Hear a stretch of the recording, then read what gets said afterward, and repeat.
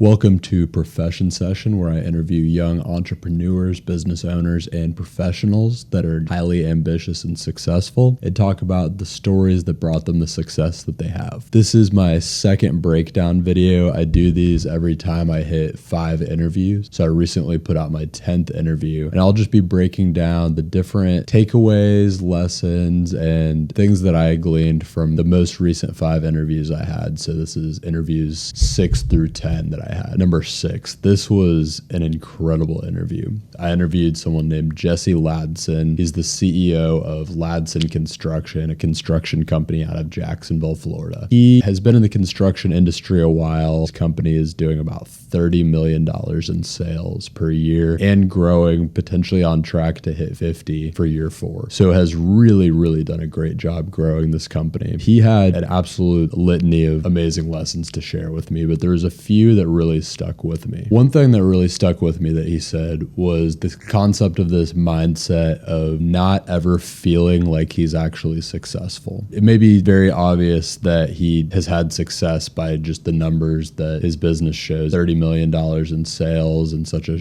short period of time. But he has this mindset of feeling like he never has achieved success yet. By doing that, keeping that humility, he always feels like he has to strive more to gain that success. Having that mindset will continue to just drive you forward and make you want to achieve more and do better. So I thought that was really cool. It's something I've thought a lot about just in my own life. It's something I'm trying to implement with myself because I have a similar ambition to achieve a lot. I think by having that mindset, even when you do have those big successes, kind of getting back to it, getting back to the grind, I think that's really important. And it's kind of tied into just another thing he segued into from that, which was just staying competitive with yourself. Something that he shared with me was when he wakes up and looks at himself in the mirror every day, the biggest thing to him is that he is beating the man in the mirror, that he is being better than the man in the mirror every day himself. He really tries to maintain that competitiveness within himself and do better every day. I thought that was really awesome as well. Another really important thing that I got out of my interview with Jesse, and I've heard this a few times now, how paramount it is to have a mentor. This transfers over to all industries, all pursuits of profession, really. If you find a mentor, ideally, you want to find someone further along and that has had success in this particular thing, because them going through the process of gaining that success, they've gone through a lot of those hardships and failures already. And the more you can learn from that and avoid making those same mistakes yourself, the quicker you can grow and catch up to that point that they've attained. It's kind of a shortcut, really, in any industry, is just finding a really great mentor that is willing to share good information with you. And a lot of times people are willing to share that, and it's not a one-sided relationship either. You get a lot of value out of mentoring people. He talked about that as well. He makes himself better by mentoring these people that are a little behind him in the industry because they ask him really good questions that force him to hold himself to a higher standard. So I thought that was a really great point. Finding a mentor, and then eventually, even when you get to the point where you have a lot to share yourself, finding a mentee to share those things with. I think that's really important. Another really important note that Jesse shared was about thinking through your day and taking a self-inventory and just thinking about, okay, was I productive or was I just busy today? This really applies if you are a business owner and you're trying to grow a company or just trying to grow a brand. So what he meant by this is when he gets home at the end of the day, he thinks about whether he was caught up in all the daily minutia of running the business, or whether he was actually making strides to improve certain things that were bottlenecked in the business that needed to be fixed so that the business could actually grow and that the employees can actually grow as a result of the things he's doing. I thought that was a really important note because many business owners really do get bogged down in the daily operations of their business, never able to grow because of this, because they can't figure out ways to make a new hire, automate a process. You really can't expand in the business past a certain degree if you don't find ways to actually grow the business. It sounds obvious, a lot harder to actually implement in real life, and taking this kind of daily self-inventory of your time is a really good step towards that. Favorite note that I got from from Jesse, and the thing I've thought about the most is this passive stream of income he has that we talked about. So he spoke about some large events that he's gone to, some mastermind events and coaching events that he's gone to. And one thing he took action on after going to one of these events is he actually refinanced his house and took some equity out of his house and bought a rental property specifically for the purpose of hosting it through Airbnb. On the surface level, this sounds like you would be taking on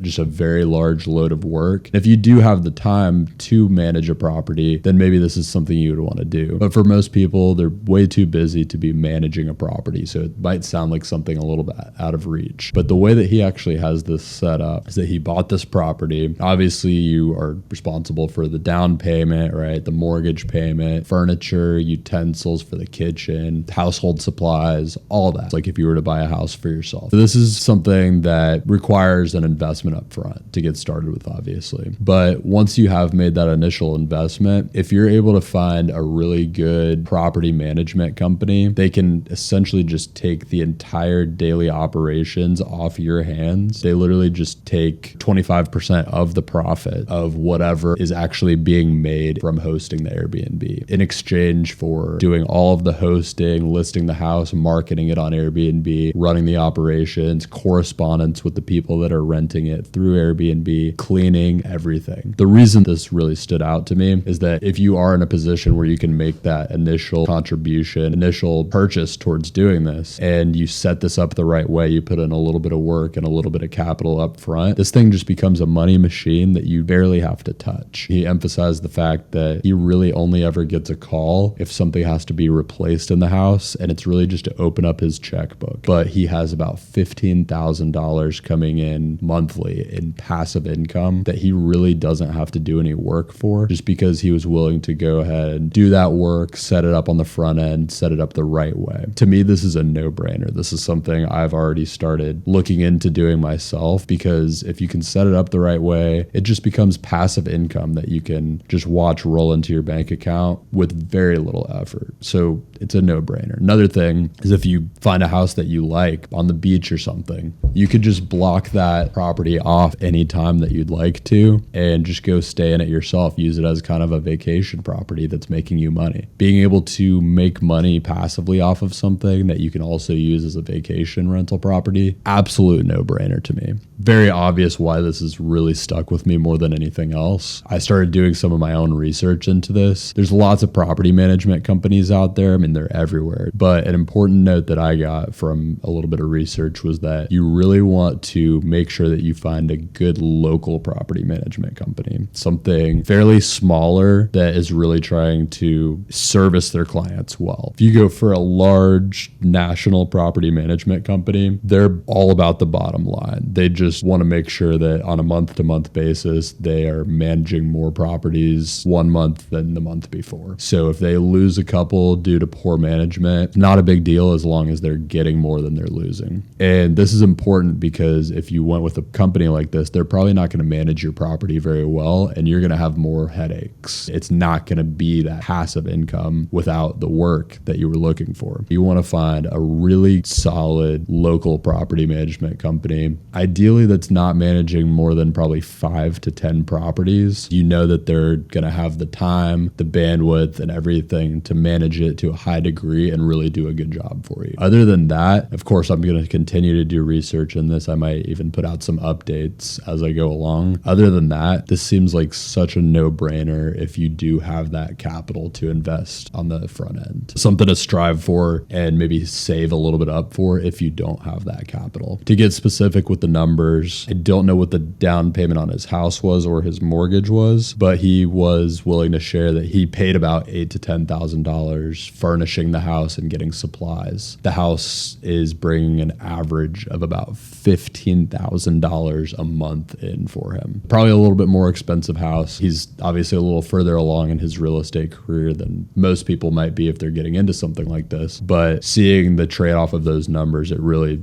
seems like a no-brainer. But the next interview that I did was with my little sister, Jordan, who I am just incredibly proud of. This was a really, really cool interview for me to do because she's made some really awesome strides in her professional career. It was just cool for me to be able to talk through that, get to know more about the specifics of it, and just to be able to highlight her as my little sister because I'm proud of her. The first thing that she talked about was the reason that she has gotten promoted in every job that she's ever had. The reason that she's been able to do this is because she's always going the extra mile and making sure to be there when it's time to get recognized by management. The important note here that I got was if you are trying to climb the ranks in your organization or in your career, you really need to make sure to go that extra mile, show that you are a team player, you're reliable, you're there, you're not going to be a problem, and that you are responsible, because when the time comes for some kind of promotion or some kind of opportunity within the organization, if you've shown that consistently over enough time, you're going to be top of mind when it comes to them making that decision, and it's going to be obvious that you are the person for the job. So that's just going to elevate your ability to climb the ranks, whether you're trying to climb the corporate ladder within your own organization or trying to get a foot in the door on an opportunity. Really good note about just going the extra mile, showing your reliability. Another really important thing that Jordan talked about was in management. She's been in some solid positions of management over the last couple of years, and she kind of got thrown into it initially, but really was able to do a great job and was able to run a team that was actually the leader in her whole region for sales on a weekly basis for months consistently. And she was able to do it because she really went out of her way to manage her team properly. The biggest note I got on this was that she went out of her way to make sure that her whole team felt a sense of togetherness and that they were close and knew each other well. Ultimately had more empathy for each other and were less willing to make some choice that would be at the expense of anyone else in the organization. Building a really strong team through different team building exercises, outings, whatever that looks like, having a strong level of communication within the whole team to make sure that they feel a sense of responsibility to each other and that they don't make decisions that make management more difficult. They just run as a smoother, tighter unit with less mistakes happening. So I thought that was a really important note for anyone who's in a position of management or is looking to eventually be in a position of management. Make sure to curate your team properly, build it really strong, make a cohesive unit. Jordan and I also talked a lot about just some of the really crazy, difficult stuff that we've been through in the last year that we've kind of had to persevere through and work together through. And so there's a lot in there that was just really, really awesome to be able to go through with her as well. So check that out. It was wild and it was really cool. The eighth interview that I did was with my roommate, Holton. Holton is a great friend of mine, my roommate, and so this was a cool one to do because we talk about work a lot. I see him pretty much every day and we'd catch up on work at the end of the day. So I knew a lot about what he did already. It was cool to be able to go through this, talk about a lot of that and get into why he does it, what's behind it, and get into that. Huge takeaway that I got from my interview with Holton, the concept of really striving to help grow and build your community in whatever it is that you're doing. It has to do directly with what he does for work, but I think this transfers over to really anything that you're doing as well, is having that kind of deeper sense of community behind it. There's a lot of value in that, especially in the world of business, professionalism, being willing to really help put some value into your community, I think is going to pay itself back in dividends and just the goodwill and the connections that it builds. I thought a lot about this as it pertains to what I'm doing here with this podcast. Okay, how can I use this podcast to help grow the community? I'm in Orlando, so how can I use this podcast to help grow the community of business people and professionals in Orlando? And how can I use it to maybe even help grow the community of podcasters in the business space and the space that I'm interested in? That's something that's really factoring into the way I think about this podcast now. So that was really, really cool. Another huge takeaway from my interview with Holton is we're both 25 years old. He has found himself on a foundation board now as of this year, where he is by far the youngest person ever to be on the board and currently still the youngest person to ever be on the board and currently on the board. The reason he was able to do this is because because he really had a strong conviction and belief that his input and his perspective as a young person and being from a different generation was valuable and had a place in the foundation board he wanted to be on. I thought this was just the coolest thing ever. I mean, I think there's a lot of value in just thinking about this on all scales. If you're also a young person, while we might not know as much and we don't have as much experience, there may be doors that could be opened up to you if you really figure out a way to sell people on the value of the perspective that you bring, being from a different generation and just having a different thing that you could bring to the table, a different perspective that you could bring to the table. It made me think about what I'm doing, and while I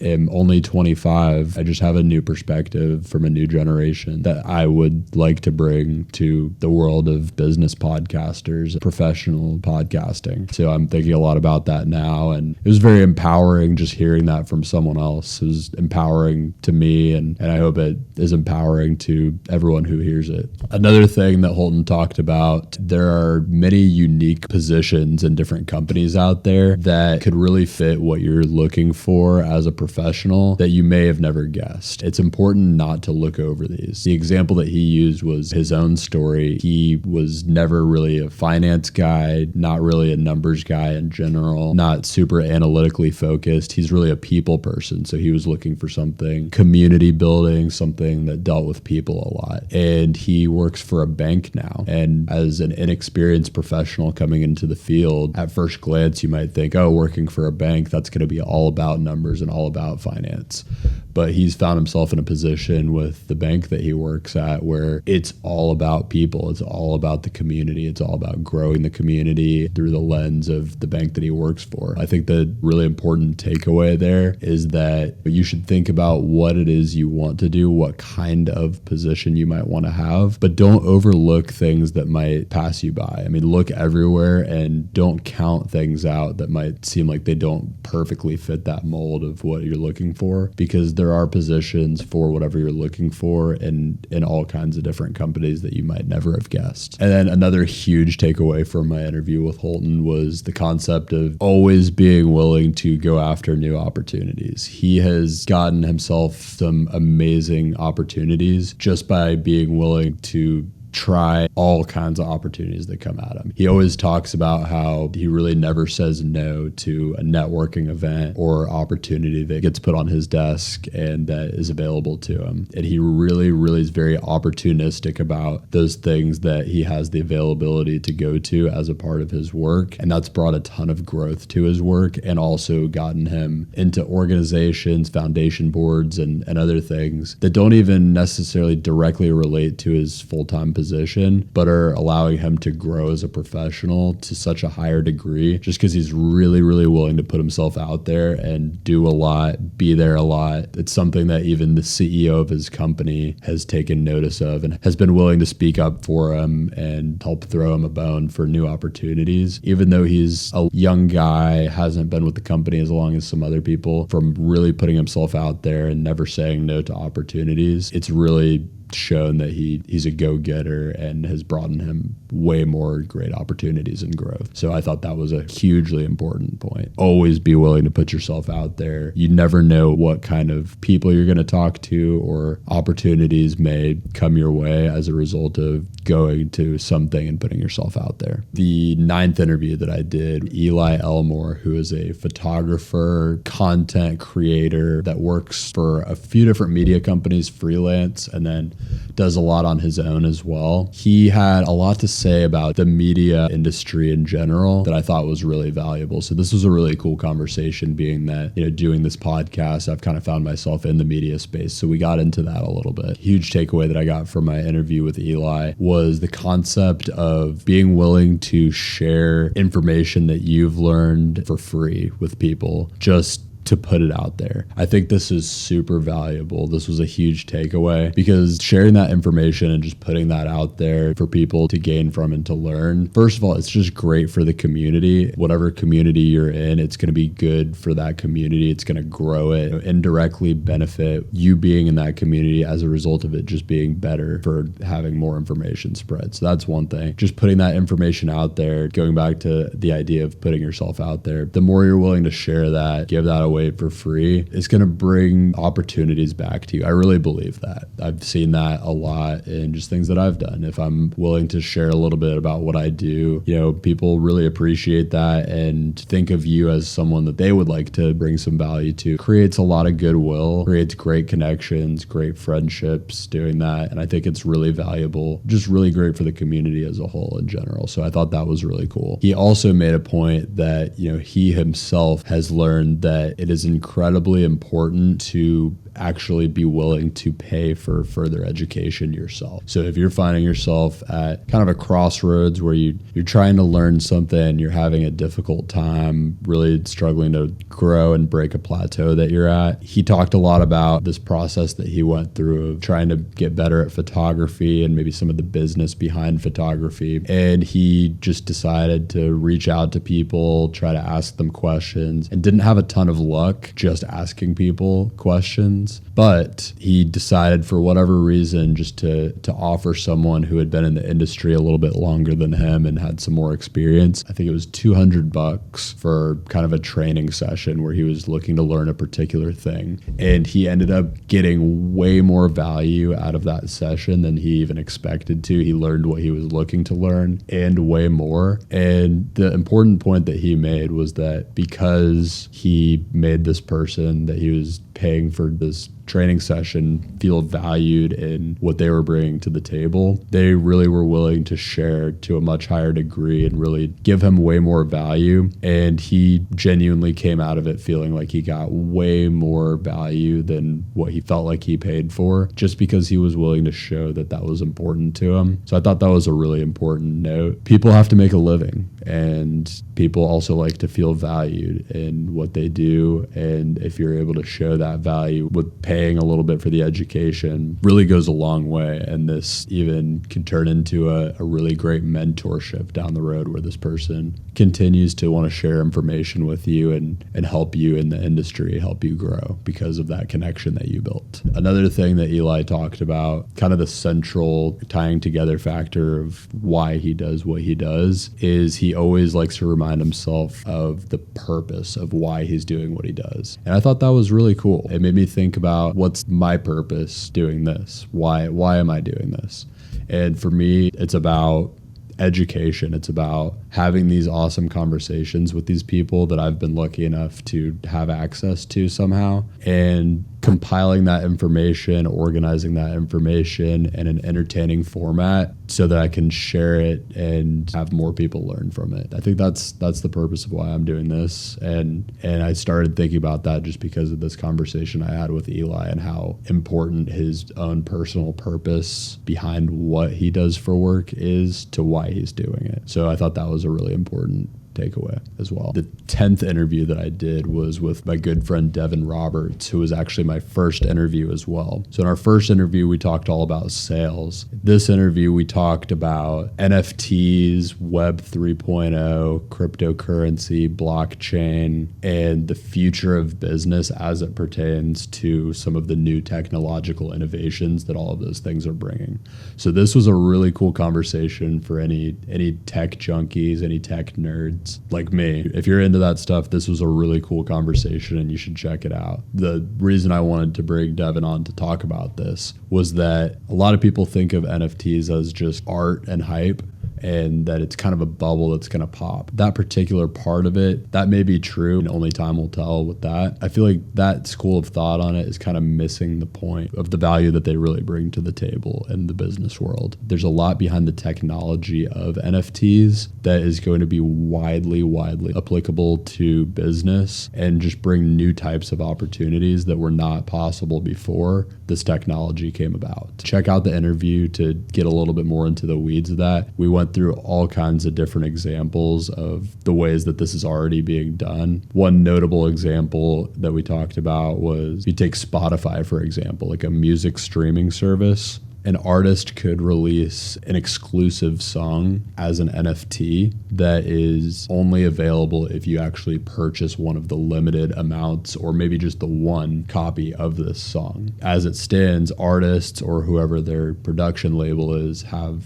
obviously the rights to license out the music that they own to these streaming services and make money off of that. But if an artist was to release one copy in form of NFT of an exclusive song that would not be available anywhere else, the way this is able to be packaged with all the contracts tied in and the trackability, the reliability of it, you could buy that as a consumer or just someone interested, and then you would have the rights to actually license that song out on Spotify, Apple Music, whatever, YouTube, whatever you want to make money off of it with as the owner of it. The artist also makes whatever the selling price of the song was that they sold it to you for. And then if you were to sell those rights down the road, the artist is actually benefiting a percentage off of every transaction that happens there. So I think that's a really good example just to kind of tie in what the applications of this are.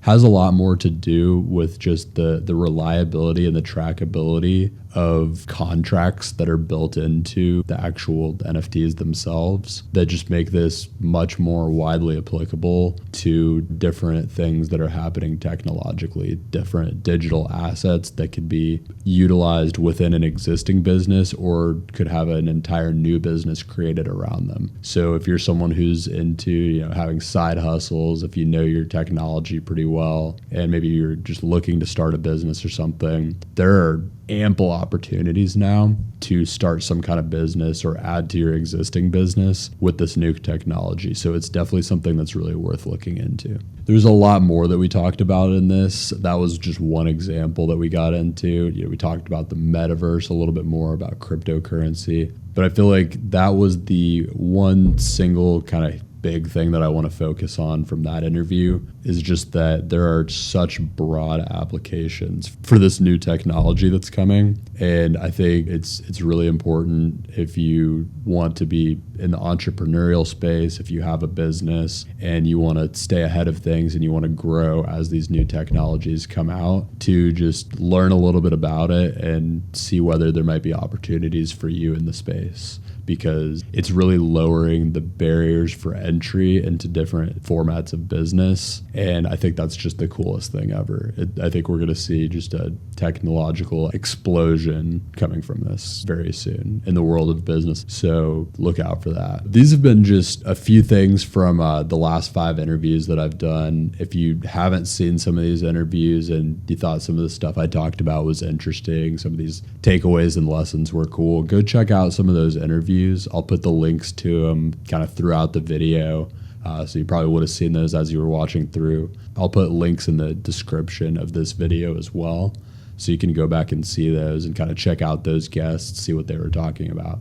Thank you so much for watching, and look out for the next 5 interviews and the breakdown after that. This has been Profession Session. Thanks for watching Profession Session. I'm your host, Brody Vincent. You can find us on Instagram, YouTube, LinkedIn, or TikTok at Profession Session on all channels. Stay tuned for new episodes and short little clips of deep dives into specific topics across all of our channels. If you know a young standout professional, business owner, or entrepreneur with a unique or interesting story, DM us anywhere and let us know, and they may be the next to tell it here on Profession Session. Until next time, stay focused, stay hustling, and stay networking. This has been Profession Session.